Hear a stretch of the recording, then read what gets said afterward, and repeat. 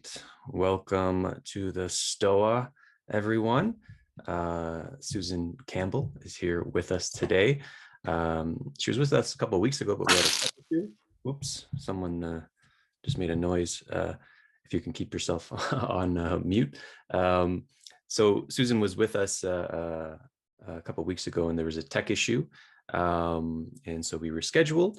And so if you are coming here for the first time, Susan is a relationship expert, author of many books, including Getting Real, 10 True Skills You Need to Live an Authentic Life. And she's known as the grandmother of the authentic relating movement. A lot of people like Sarah Ness, Jason Diggs, who are past guests of the Stoa, speak really highly of Susan, and her work influenced not only them, but the whole kind of authentic relating scene. So I'm very happy and grateful to have Susan with us today. And how today is going to work, we're here for 60 minutes in total. I'll take in Susan in a moment. And then for the first roughly 30 minutes, Susan will share her thoughts and perhaps have some exercises. And then we'll pivot to Q&A during the second half. So if you have any questions anytime, feel free to put them in the chat. And I'll call on you. You can unmute yourself and you can ask it to Susan. If you don't want to be on YouTube, because this will be on YouTube, just indicate that in the chat, and I will read your question on your behalf. That being said, Susan, welcome back to the Stoa. Oh, you're on mute.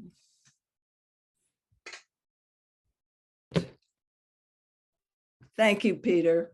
And I want to thank the Stoa. I want to thank you and your team for putting together this wonderful, stimulating, convening place. I'm just getting to know the Stoa, and I'm pretty sure I'm going to be participating in more of your programs. I participated in 2, and I've really enjoyed them. So today I want to share with you some of my favorite practices for bringing your communication and listening more into the present moment, and for keeping your communications free of static and distortion. Most of the things I'll be sharing with you are from the 2 books that are Getting Real that Peter mentioned, and Saying What's Real. But first I want to guide you in a little self-reflection, kind of a getting here exercise. So as you look at the screen, so let's keep our eyes open for this one. As you look at the screen and feel yourself sitting here or standing, just notice your body sensations and your breathing. See if you can do that while keeping your eyes open.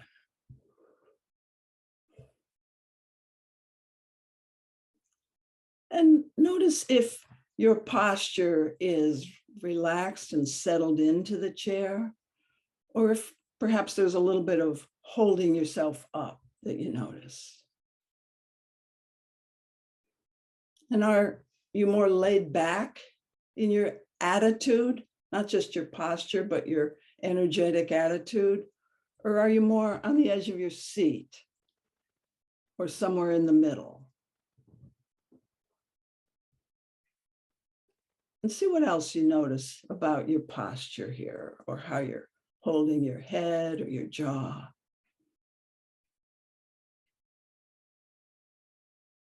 And if you're willing, will you write a word or a label that describes your current state in the chat? See if we're ready to use the chat. I assume you know how to do that.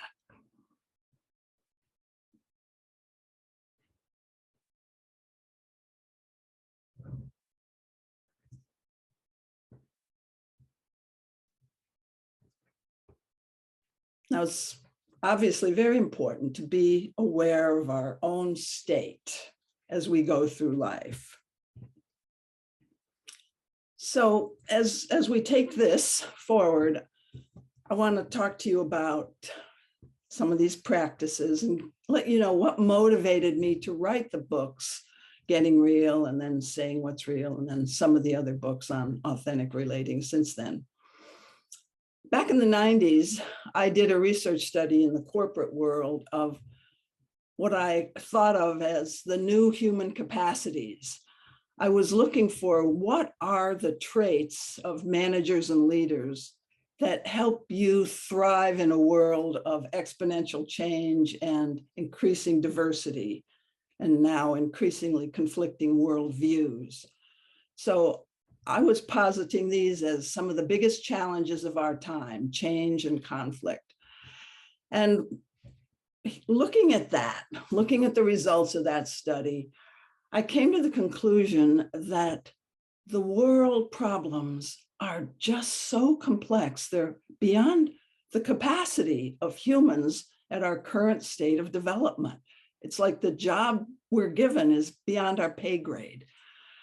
And I noticed so many people being kind of checked out from participating in the conversations about the common good, just staying in their own little bubbles, maybe in denial or just not participating. And I'm kind of thinking, well, a lot of us are overwhelmed. The problems are pretty big. So I was thinking that there are ways that we can do something that's within our control, because so much of what I was hearing was these things are beyond our control, the big world problems, climate change, fragmenting worldviews, that sort of thing. We can't do anything about this. So the getting real practices are things that are in our control. We can focus on our own development, our own ability to clear away the distortions when we communicate and listen to others, so that we can cooperate and collaborate to solve the world problems, so that we can really build relationships of trust and cooperation. So that's what these skills are about, really. They're about how do we develop ourselves so we can solve the problems that are facing us. Of course, these skills are also really good for intimacy, for helping you feel safer being honest, and that sort of thing. So what I want to look at today with you is, what are some of the ways that our channels of hearing and communicating get distorted? How do we notice our automatic habits and our automatic patterns? So I want to start with a little warm-up exercise that I do in my in-person groups, and I call it the categories game. You're going to need to, if you want to participate in this game, you're going to need to have your screen on, because I'm going to ask for show of hands. I'll be naming a number of different categories, such as how many people have ever been divorced, or how many people are under the age of 30. But these categories that I'm going to name have more to do with your communication habits. So if you will, let's play this little game. I'll ask a question and I'll ask you to raise your hand if this has ever been true of you. So how many people have ever said yes when you wanted to say no? Okay. Good. Leave your hand up long enough for people to see who's with you here. How many people have ever had difficulty asking for what you want?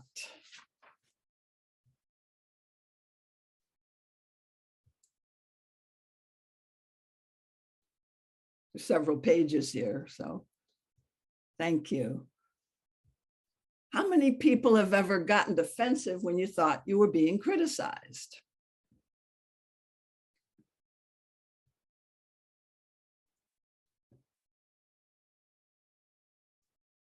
Thank you. How many people have ever offered advice to someone whose behavior was actually offending you, but you didn't realize you were offended until later? So you offer advice to somebody when their behavior doesn't please you. How many people have ever done that?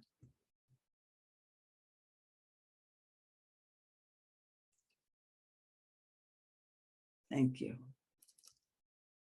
How many people have ever withheld telling somebody about your fondness or attraction to someone until you found out how they feel about you?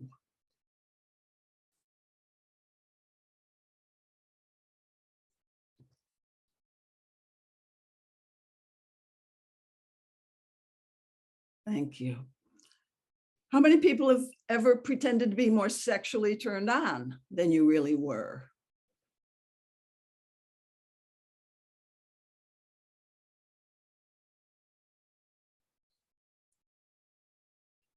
How many people have been jealous of your date or your partner's attention to another person, but acted cool?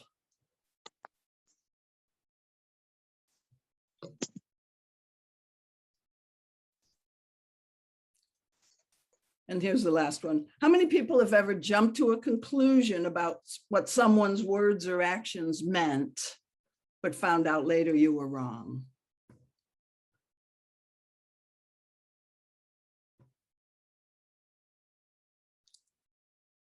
Thank you. Now, obviously that was biased toward raising your hand because I said, how many have ever? And thanks for playing along with that. The amount of hand raising kind of tells us that this sort of thing is pretty common. And let's look at what this shows us. Those questions were designed to reveal how often our communication comes from the intent to manage the outcome of our communications. I call this the intent to control. One of the distinctions I make in the book, Getting Real, is, are your communications for the intent to relate or to control? And I'll explain that in a minute. But what we see here is I'm like bored listening to someone, but acting interested. I'm saying yes when I would really rather say no. What's this about? And a lot of times what we're doing here is we're avoiding some kind of emotional pain, some kind of discomfort. And what I found in the study of the new human capacities back in the 90s was that the ability to experience discomfort was one of the key elements in our ability to adapt and learn from experience, adapt to change, see the handwriting on the wall before there's a crisis, that sort of thing. So a lot of us have this conditioning that says, manage your communications so that they don't get me into an uncomfortable place. So if you think about some of the things you might have been avoiding in the little categories game there, like pretending you're more turned on in sex than you really are, or withholding your fondness or attraction until you find out how somebody feels about you. These are strategies. So I want to make this distinction a little more clear, and then go into some exercises with you where we look more carefully at what are some of those times when we manage the outcome and aren't very present because we're thinking about, well, I can't say this because that might happen. So the idea of relating is like surfing the moment.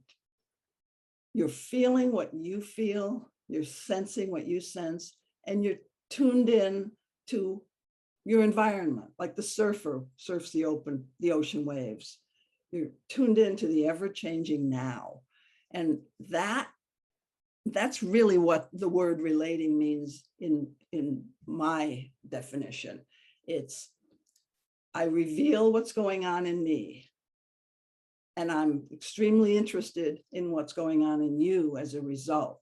So that way we have as much information out on the table as possible so that we can surf the moment, stay with each other, stay engaged, keep adapting to the ever-changing reality. So relating really allows you to, it's a skill that, of course, it leads to more trust and intimacy, but it's also a skill that helps you adapt better to an ever-changing reality, which I think is one of the survival skills we're going to need in the new world. I think we really are, by doing these practices, we are developing the new human capacities that are needed for the future. So just like relating is not strategic. There are times that we need to be strategic, but relating is just, here's how that lands for me, my friend. And I'm interested in now what your response is to that. So it's open, it's two-way, and it's transparent, just for the sake of getting the information out. I like sometimes one of the little tricks that I have found to say sometimes that helps take the sting out of difficult feedback. I'll say to my partner, in the interest of transparency, or I could say in the interest of relating, in the interest of revealing. All of those things are good prefaces, so that I keep my intention toward just showing up. Now, controlling is more, it's not just the obvious stuff that we think of as controlling, like being bossy or that sort of thing. I wanted to broaden that definition of the word control in my work, to have people really look at how often your communication is designed to play it safe, to be right, to try to keep the conversation within your comfort zone, not to do anything that's going to be too uncomfortable for yourself or the other.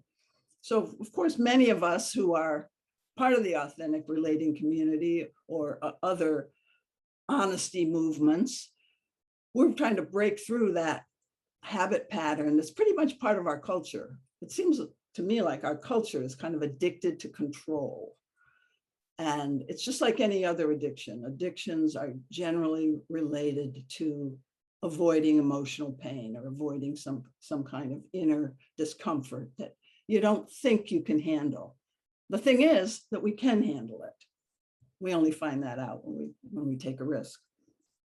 So controlling is kind of like protecting yourself.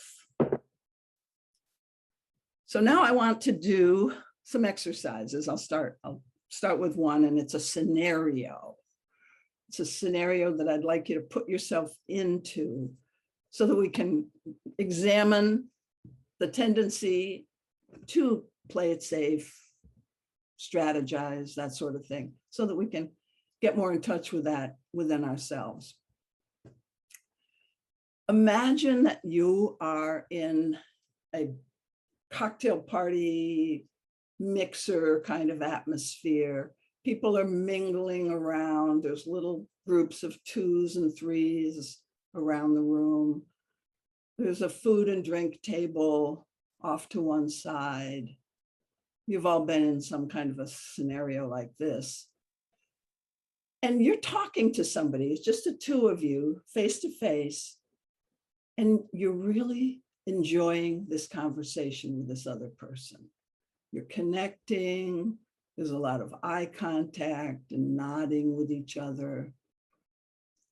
And so this goes on for maybe 5 minutes or so.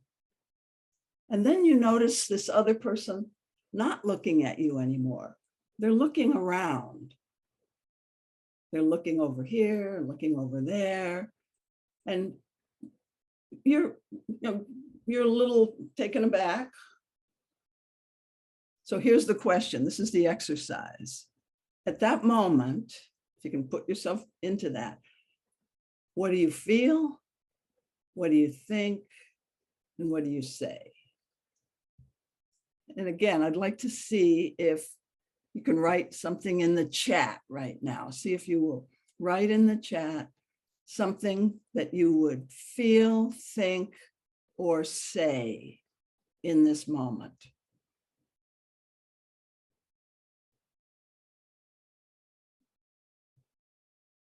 So one person said rejected. Another person might say, what's exciting to you right now?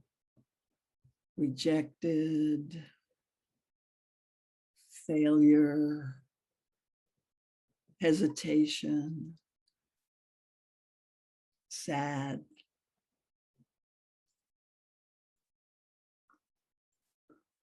frustrated, disconnected, resentful. I feel not enough, dismissed. And what might you do? Let's go to the do. Oh, here's somebody that said that. Somebody said, I notice, I missed that one. It went kind of fast, but let's go to what might you do or say? I mean, some people might just say, okay, I guess it's time to go.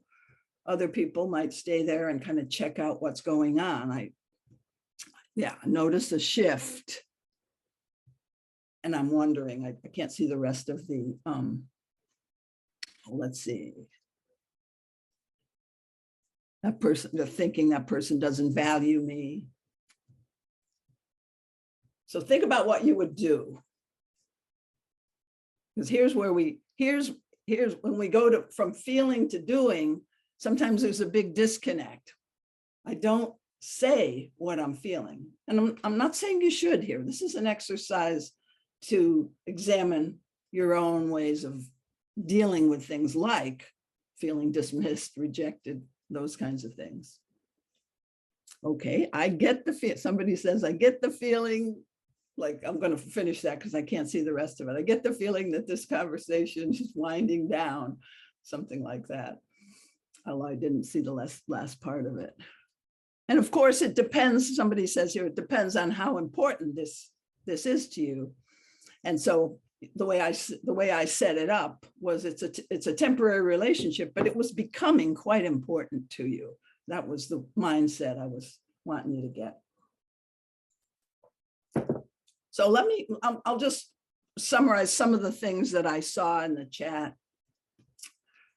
Some of the things that people would do would be pretty much take charge and, okay, I guess it's time to go now, that sort of thing. Others would check it out. Like, I notice you looking here and there, and I wonder what that means. That's that sort of thing.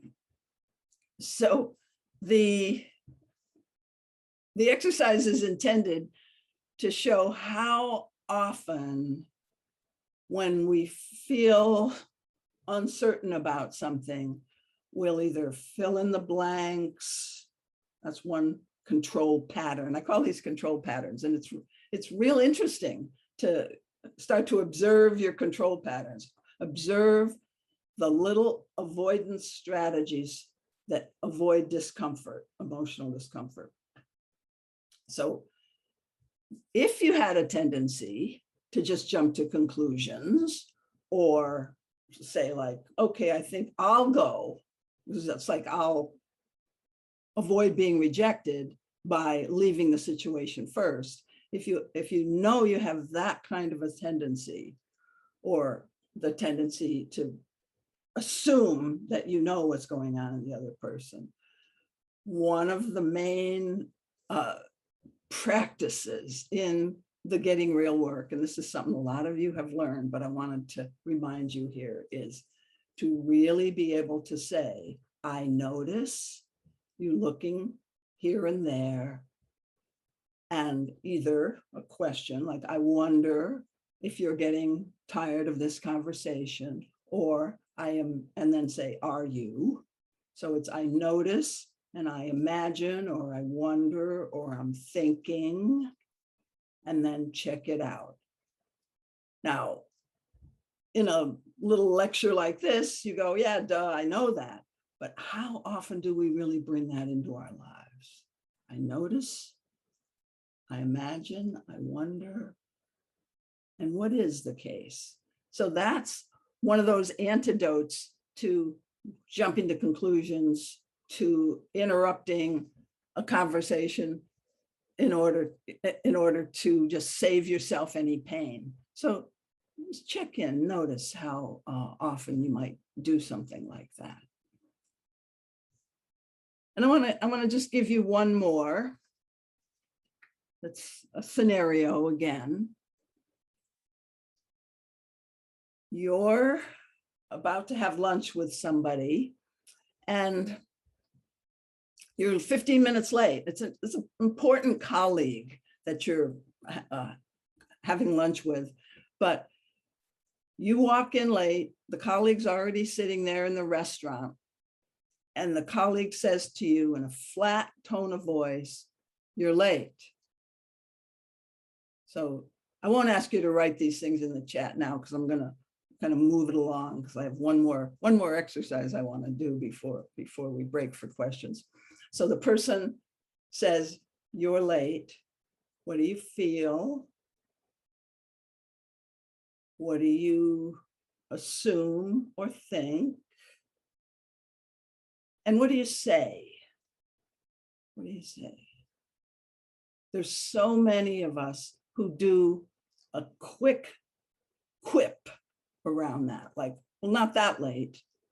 That would be one pattern, is the quip. Another pattern that I often see in this kind of situation is obviously defensiveness. And then like, I had this to do and that to do, and I lost track of time. Not that these explanations are irrelevant, but if you don't stop to really check in with yourself, your communication, whatever comes next, is likely to be some form of automatic defensive or avoiding kind of a comment. So what if when somebody says "you're late" or any other comment that's a little bit shocking to you, the phrase that I like to suggest is, "Hearing you say that, I feel." Now, you don't have to say it out loud. It's more of a device to bring yourself present when anybody speaks to you in a way that is just a little bit might throw you off. Or it could be a compliment. Somebody gives you a compliment about what you're wearing, and so many people will start in with a little story. "Oh yeah, I got this at a garage sale and it was, 50 cents. And yeah, that can connect people, but you're not fully connected to yourself yet. Or this old thing, if somebody compliments you. It's a primary thing is to check in before, and I might still say I got it at a garage sale, but if I'm feeling what I feel when I receive that, I've already let that person impact me. Because so often, if something like, it doesn't even have to be a challenge, like "you're late." It can be anything, but so often we just discount or in the habit of a quick response, that sort of thing. Or if it's a challenge, kind of a defensive response. And it's just such a wonderful device that I use, is just, let me take that in for a moment. Notice what I feel, what I sense, what I feel like doing, because sometimes there's an impulse to move that comes. And then my response to that person is informed by my own presence and my own sense of connection with them. So I think I've kind of illustrated how we often go on automatic. And now I want to do one last exercise that shows you that even if you do go on automatic, it's not the end of the world. You can always revise. So here's another little exercise that goes a little further than the two that I just gave you. Probably we've all had the situation where we've seen ourselves be kind of on automatic and not really present when we dealt with somebody. Or maybe we were actually withholding our true feelings. Maybe it hasn't gone well in the past, so you're not gonna ask for this again, that sort of thing.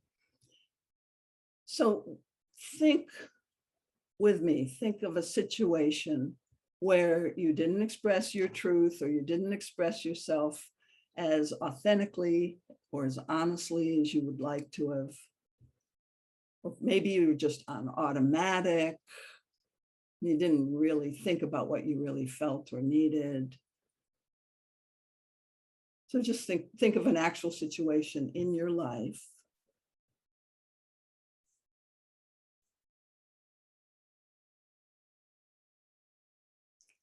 And then I've got Peter lined up to be my volunteer here. And we're going to go through this exercise now. I'm going to ask Peter a series of questions. And as I ask Peter these questions, ask yourself these questions too. So, hey, Peter. Hello. So did you think of a situation where you weren't authentic or were on automatic? Yes, I don't know if it's the best situation, but I have something. Okay. Maybe you could say the situation in a couple of sentences or less. Mhm. Like, I was late. This person said you're late, and I said this. Well, Right. or I didn't say anything, because Yeah. a lot of these situations you don't say anything, you hold it in. Yeah. So it was a brother's birthday party recently. So it was with my parents, and they were waiting for him to come. We were chatting with them, and I was explaining something, just whatever, something that was on my mind, and then got interrupted, which is a common thing that happens. Like I'm kind of like, I like to process my thoughts, and then interrupted, and then just started talking about something else, and I just felt a triggering in my body. And then it was sort of like, do I continue on? Do I say something, make it kind of awkward? Didn't know what to do. So I just sort of like was silent. And yeah, there's all this confluence of emotions there. So that's the situation that's coming up. Good. So what reason, let's assume there's some value, because this is the point of the exercise, is there's some value in speaking authentically. So what reason did you give yourself? I think I heard it in there, but what reason did you give yourself? And I want to say it for the others, for not speaking up. Mm-hmm. Yeah, because there's a confusion if it was the right thing to do, because I could have just told them to stop and asserted myself and then continued on. I could have spoke how it made me feel, or I could have just like went along. And I just chose the latter one, like the least resistance one, because I was confused which one was really the best one in that situation. And if you had behaved more in the way that you now realize you'd like to have behaved in that situation, if you'd said something that was more true to yourself, what would that have been? Like, it might have been more self-talk. Like, I think that could have been the wisest situation, not to say anything in that particular moment, but not kind of get so triggered about it, and like, well, I didn't get so triggered, but just like kind of get heated up as much as I did. Yeah. Yeah, so I don't think I would have said anything explicitly, but perhaps did like more effective self-talk. Just say, okay, cool, let's roll with it. Okay.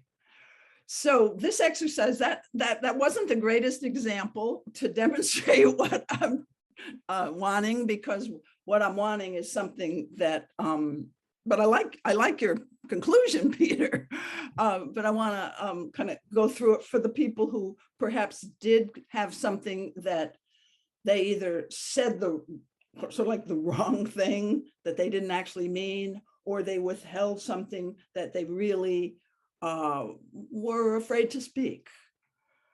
And so the point of this exercise is, if you had felt completely safe, so this is the question I want the audience to tune into. If you'd felt completely safe to speak what you had to say, what would that be? And you say that, but now say it in your own mind.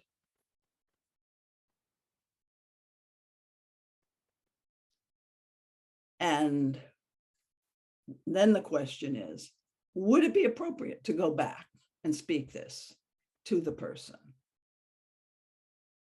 The answer could be no, but there's a great amount of growth, even in just saying it to yourself after the fact, realizing, oh, I wanted to tell that person, they said you're late.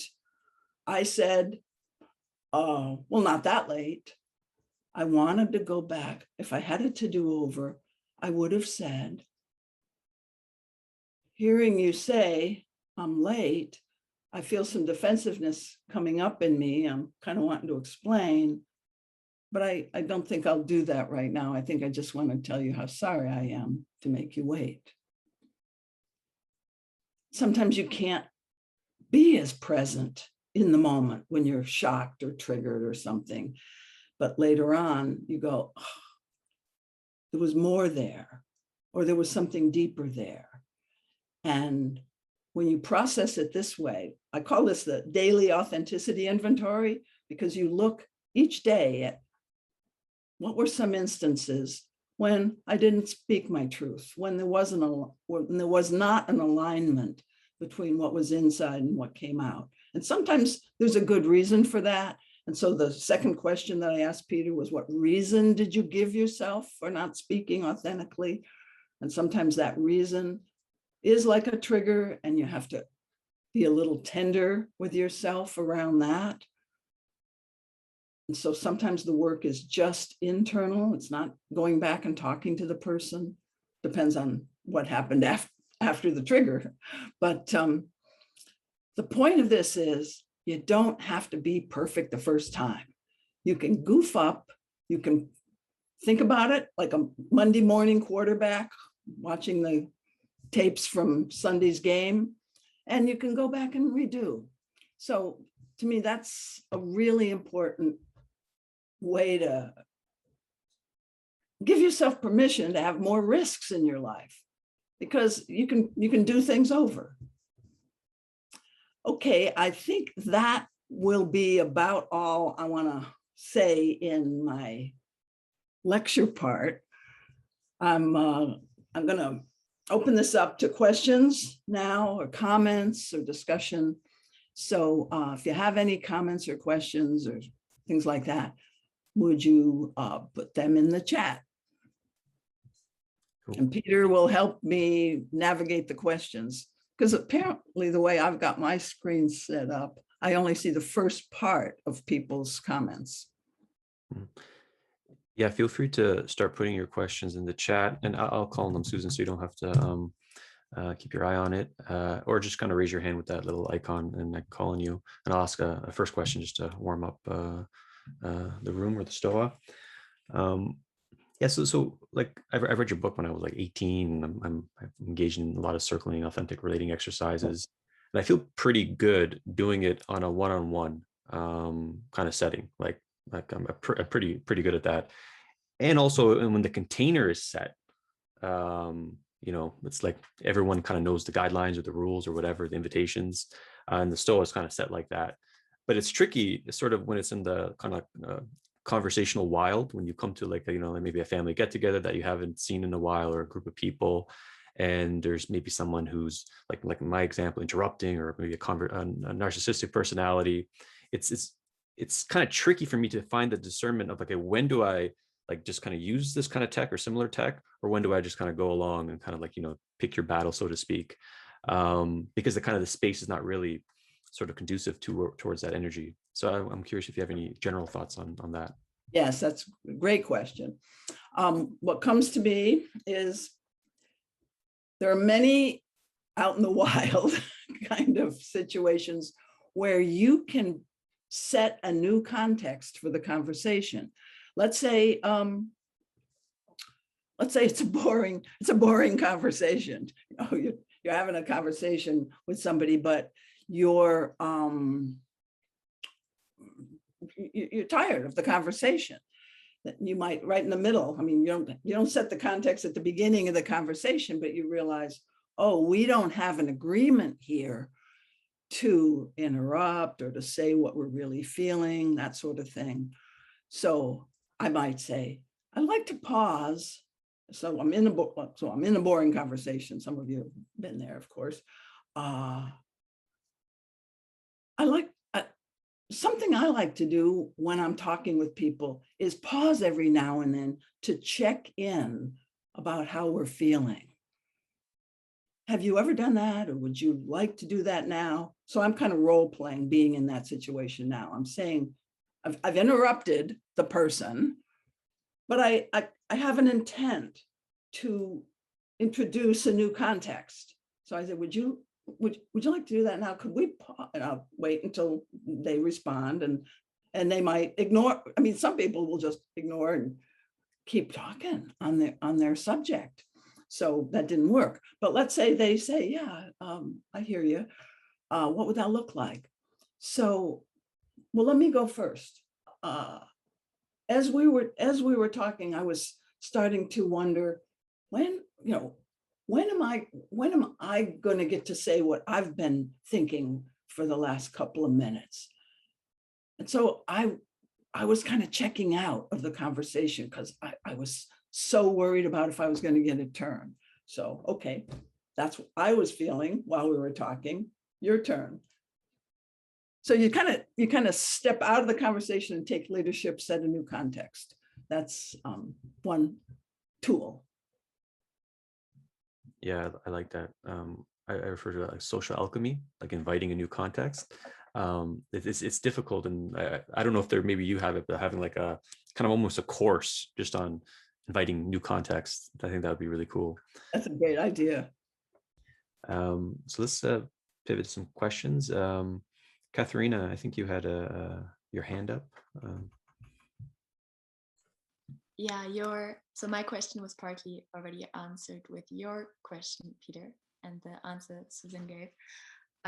But something I noticed in my friend circle, and also with people that practice a lot of authentic relating, is, and also myself, is that at a certain point or after a certain while,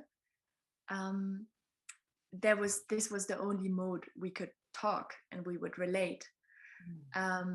And it became a little bit stuck in that view that was only, well, I feel this and this is how I'm relating to that. And I guess the reason I'm bringing that up again is because it's not fully clear to me. And I mean, I also feel it's more an intuitive thing and really a thing of sensing and kind of, like you said, seeing whether the context is open for bringing something like that up or not. But I also want to pay attention to that there can be too much of that, and that actually sometimes take the authenticity away in a sense, because I feel like, for example, this one friend of mine very often shares his emotional process while we talk or after we've talked.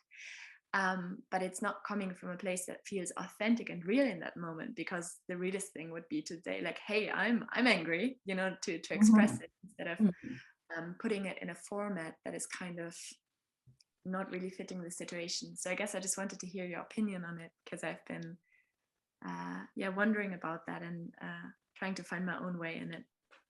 Yeah. Okay, Katharina, thank you for that. Could we engage a little bit right now? So if you would unmute yourself, I would like to do this little authenticity inventory that I just introduced with you. Let's see if this will work. Let's say you are in a situation with that friend and it's beginning to sound so scripted, and a little bit tight within those, when you say this, I feel that, or some version of ground rules and that sort of thing. So if you were to be back in that situation, first question is, what would inhibit you from saying something like what you just said to us right now? Like stopping the action, what would inhibit you? This is the first question. Because I'm doing this for the whole group, because I think other people may really relate to what you're saying here. So would you see if you could find that? What would you be afraid of, or what thought would you have? Yeah, I actually don't want to feel my feeling in that moment. I just want to get it past. So yeah, I'm annoyed, I'm frustrated, I don't feel it's authentic. You don't feel what they're saying is authentic? Yeah, I think it's them. Yeah. So you're frustrated with them. And so that would inhibit you from speaking up.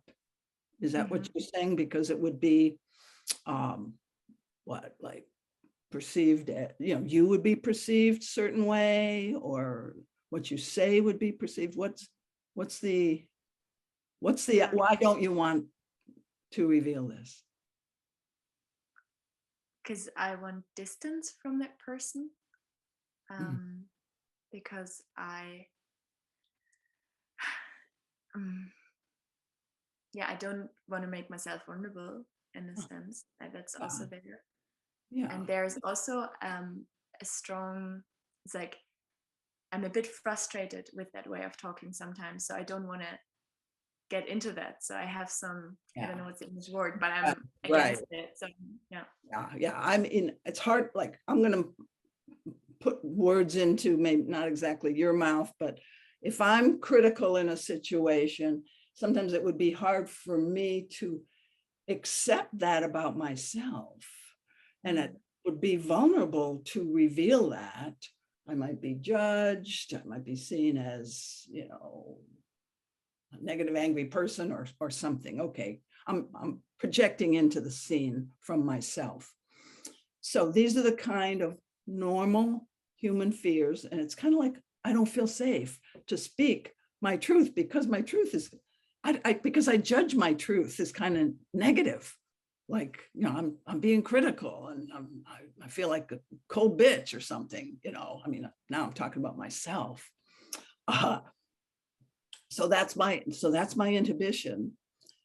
What if you were complete? This is a real stretch to do the exercise with what you've given us, Katrina, but I think it's a good one.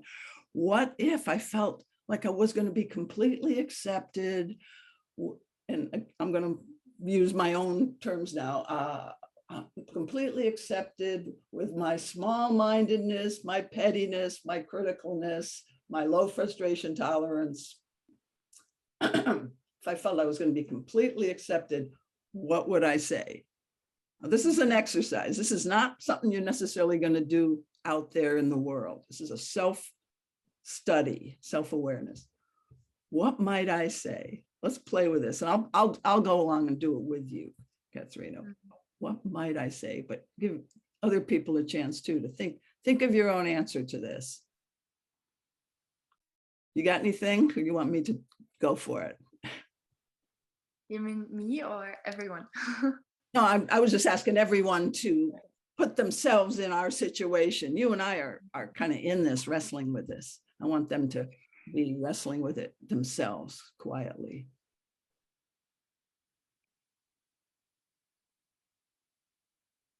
Yeah, I have something. You got something? Give it a try. Yeah, that I don't feel met. I think that there's some sadness. And actually, as we're talking, I noticed that I love these spaces. I love these inquiries. But there is that actually, there's sadness, definitely. Yeah. Good. Like having to open that box up of sadness and all that comes with it. Why? And yeah. So let me take your situation and bring some of my, just bring my words into it. But first I want to say that there is a true skill sharing mixed emotions. So I generally love this kind of practice that we do when we're together, but right now I'm not feeling met. So that would be the sharing mixed emotions. It sort of gives permission to give both sides of what's going on inside of you. So right now I don't feel met, and I'm feeling kind of sad about that. And then if I were to add one more thing based on something you said before, Katharina, is sometimes I wish we'd just be more spontaneous and blurt things out about, what we're feeling without thinking about whether we're being completely 100% responsible, or whether we're completely considering the other, attuned to the other. I don't even want you to worry about being attuned to me right now. I just, so that's the way I'm feeling. Do you ever feel that way? Or now I'm a little worried that I'm might be cutting you off. So I'm saying all this, I'm imagining I'm saying that to this person where you used it in your early example. You started to feel disconnected. So that would be my, when I'm at home at the end of the day, I'd look in the mirror, I'd say that to myself. Then the next question with that exercise was, would it be appropriate to go to that person and clear the air and speak this? So I'm going to ask you, that's, everyone answers that in their own way. There's no, you're not always supposed to do that. What would your answer be? Yeah, I would say absolutely. And I think they would be glad to hear that they're allowed to, you know, like, yes, you can. I want that. Yeah. Thank you. All right. So then the next thing is make a date with yourself to see if you can have that conversation, you know, figure out when you're going to have that conversation. So that's, you know, that's the complete exercise. And that is an exercise that I use a lot still in my own life. And I believe that it helps to close the gap between when you're aware of what you're feeling, because when you're in a situation and when you're aware, sometimes you're aware is like 24 hours later, like, oh, but it helps you close the gap doing that exercise on a regular basis. So thanks for helping me do that demonstration. Do you have a hard stop at the top of the hour, Susan, or? No, I can go a little further. Cool. Perhaps 10 minutes after, if we can sneak 10 in. minutes, sure. 2 more questions. Jonathan, you had a question, if you can unmute yourself. Thank you, Peter. So I'm struggling with like going in cycles where sometimes I'm very happy and very spontaneous and open and authentic. And then I get a lot of positive feedback, like a lot of connection and so on. And then when I'm out of that mode or starting to slip out of it, sometimes I just get attached to the feedback or the outcomes or the connection. And being attached, I close down and play it safe instead of being open and authentic, which is kind of like this self-defeating kind of thing. Yeah, I'm just wondering if that's a common pattern or if you have any ideas there. Yeah. Well, I would say in the moment, if you notice yourself getting attached and shut down, you can actually take a mini little pause. And I'm going to be doing something in late August, I think, with the Stoa on how to bring self-compassion to your emotional pain. But I'll give just a little quickie on that now. So you know that you're kind of shut down and that there's fear there and that there's tenderness there. You may not have explored all the roots of where that tenderness comes from, but it's a part of you and it's a little bit familiar. And maybe you can even go, oh, there that is again. There that tenderness is again, or there that fear response is again. Let me just pause, and I touch my body like this. It's just a gesture. Let me just pause. You don't have to necessarily do that, but it's that kind of a thing. It's pausing, bringing some loving attention to that tender part of yourself. You can do that right in the moment. You could also, the moment's not safe to do that. So later on you get home, you might have to go back, bring yourself back to the memory of when you started to be strategic, perform, shut down, all the things that you'd rather not be, but that indicate that you're not feeling safe. So you might have to do that practice later on. I've done work with trial attorneys and done this is called the trigger mastery work or the trigger work. And that's the thing I'm going to be doing later on for the Stoa. And trigger work, they can learn to do that right in the courtroom. If you do it enough outside the courtroom, like if you, Jonathan, do this practice enough in a safe place, pretty soon, and I don't know, maybe it's a couple of years, but you can feel like when the judge would say, you don't, like whatever the legal term is, but it basically is shut up and sit down. Trial attorneys have to deal with that a lot. All this information that they've prepared and worked so hard for, they don't get to say it, and they're feeling like terribly crestfallen, and they learn skills for just quickly. Once you know the territory, you can quickly pause and bring tenderness to yourself. It's like, here it is. And that's understandable that you would be feeling that. So it does require you to take a little time with it, Jonathan, to see if you can actually empathize with that part. Because it sounds like you and a lot of us, we kind of don't like that part of ourselves, but that part needs our attention.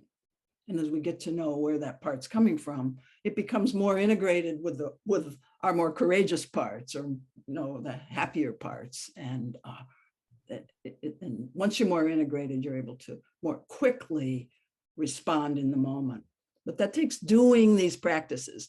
These things are practices. They're not just something you read in a book or learn on a webinar. You do them in your daily life, and they really change your ability to be present or to bounce back. Thanks for that question. Is there any follow-up, Jonathan, or any share? Thanks. Yeah, yes, that I think I'm kind of doing that, but on a bigger schedule. So it's like when I catch myself after a few days of closing down, I start building up again. But what you mentioned, like being able to do it on the fly, it sounds like that's fix or like feel it and handle it in the moment. It sounds, with enough practice at home, you can do it on the fly. Yeah. Cool. Rebecca, you had a question or a share. So to go back to your example about the person who is late at the restaurant and checking in with themselves and saying, oh, when you say that, I feel this way. And my initial reaction to that was, oh God, they're just gonna, like, if they say that, they've just kind of done this little jujitsu maneuver where they've then managed to take a situation where they're in the wrong and managed to make it about themselves. If you say that to the person who says, I'm late. Say it out loud, yes. Yeah. So my question is, but when you gave the example, what you gave was the person eventually getting to, oh, I'm feeling this way, but what I really want to do is to say I'm sorry. And my question is, how do you get into that space? How do you bridge that gap? Because as I'm thinking about this, I'm imagining that it could be very easy to get into a space where two people are kind of doing their best to have fun playing in their own little individual separated emotional sandboxes, and they're not really existing in the we space at all. So how do you bring it into the we space and cross the streams?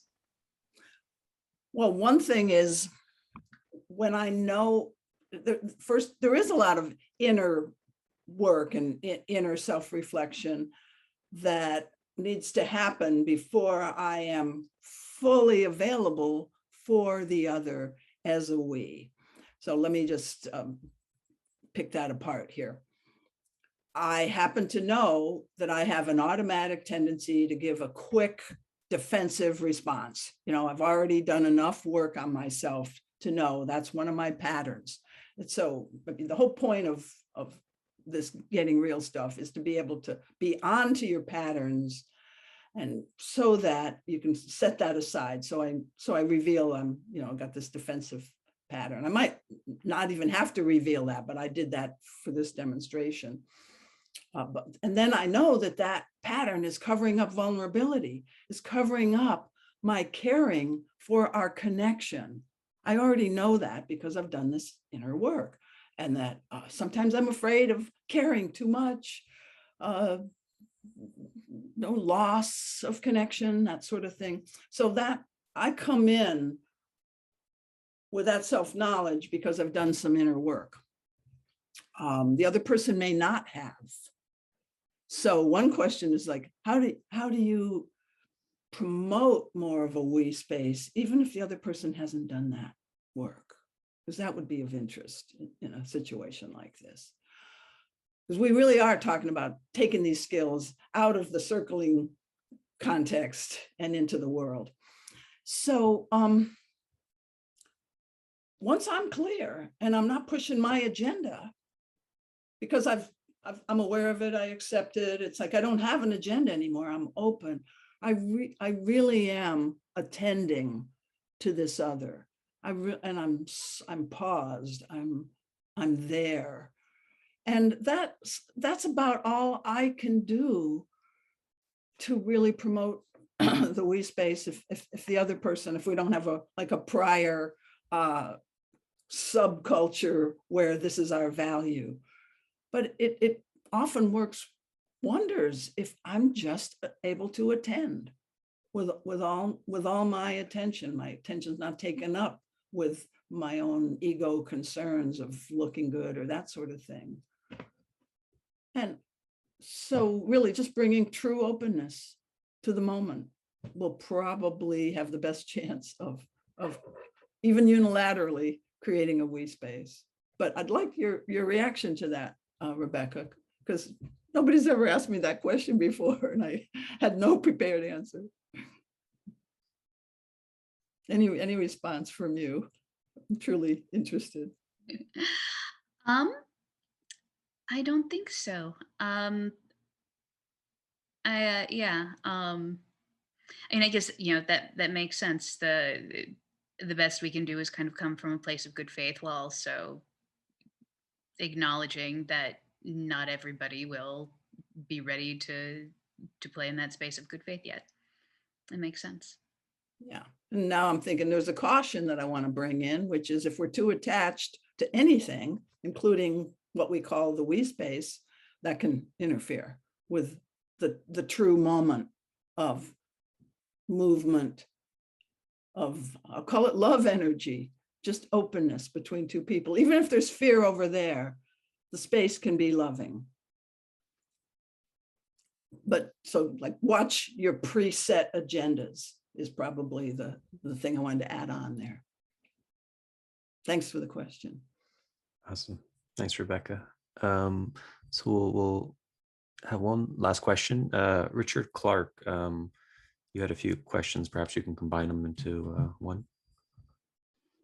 Yeah, I'm trying to set up a project where we bring politicians and young people together to talk about the issue of the times, which is obviously the climate emergency. I wondered if Susan had any reflections, ideas, thoughts about this generally and how we can make it happen really, certainly in Cornwall. Politicians and young people. Let me just try to repeat back what I think you said here. Project taking politicians and young people to have conversations and collaborate about how we can address the climate crisis. Is that basically it, or other world crises, but climate's top one. Wow, good for you. To me, if the attitude is what can we learn from engaging in this process, I think that what can disrupt hearing and communicating is having, it has to go fast, it has to go my way. Because a lot of us have strong feelings about this kind of thing, and it is a crisis, what's happening in our climate. So if somebody could set a bigger context of, we'll have our discussions, we'll listen, there'll be ground rules for speaking and listening, and maybe active listening, repeating back what you've heard. There's a lot of different structures that I could offer for, let's just say, managing differences within a group. And maybe I'll name a couple in a minute. But well, the first one is active listening, repeating back and then saying, did I hear you? And that actually does wonders, but it takes time. But the thing that I wanted to say was, we are engaged in an experiment here of people who may have different points of view, or maybe we think we're aligned, but differences are going to come out, and differences can push buttons. And probably a lot of us are a bit impatient, or we're going to get impatient just listening to somebody who has a different view. So let's go in expecting a certain amount of having to be patient, hold what I call it in Getting Real, hold differences, listening to a point of view that's different from your own without losing your own point of view. So that's a very high skill, and you might introduce that skill. It's a chapter in the book. But the key learning is the debriefing. This is how the whole T group movement started, was after a business meeting, the people started debriefing. This is way back in the 40s that they first discovered that talking about what happened and how we feel about what just happened, what we can learn, what we observe about what just happened, stepping out of the situation and developing that ability to self-observe and self-reflect. That's a key skill that I think will make the conversation good, no matter whether the things you said during the meeting, let's say, were contentious or whatever. You get to debrief and you get to say, well, what can we learn from this, and what can we do better next time? So I would suggest that attitude, the learning attitude, which is sort of like the relating attitude, versus the it's got to go my way attitude, which we don't want to admit that we have that, but it's part of us. Good luck with that, Richard. Any more comments back to me? I have one thing which is very interesting that came up when you talked about T group, and this is kind of a little bit zany and off, but I saw a video recently related to this where some people had just taken some hammers and chisels and destroyed as much glass as they could on a building in central London owned by HSBC, and they were doing exactly that while they were waiting to get arrested. They were talking, it was all women, 9 women who had all destroyed part of the building.